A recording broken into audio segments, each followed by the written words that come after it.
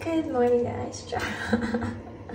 So, mag-breakfast ta today and after madala ta sa ato training. See you!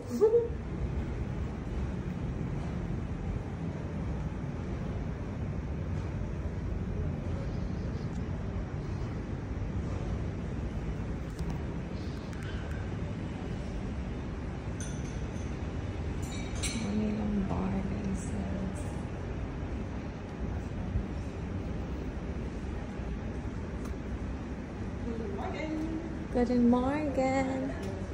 So guys, diyan na ta. Dagan sila yung selection actually, pero kita niyo kung saan akong gikuha. Wait. So kadaghan sila selection, mura na ang akong gikuha. Kaya mura, kuwang manag-rice. Sure. Second batch na nina ko guys. Butangan na lang nina ito kuan cheese. Butter o ka ng ham. Luoy na po yung wala rice. So guys, back to my vlog. Grabe guys, na-stress ko kaayo ganina. Kay daghang nahitabo sa kuan. Kibaw na mo wala ko kuan, wala ko sense of direction. So kasi tawagan din. Long story man gud kung ako pa i-share ninyo. So mo siya. Padung na mo uli and nihapit ko diri sa man siya ang kanang diri sa main station na ada sa Asia nga restaurant kay nag-order ko og kanang sabaw, nag-order ko og kanang manghigop gani kay murag naglain jud ang akong tiya, naglain akong pamati.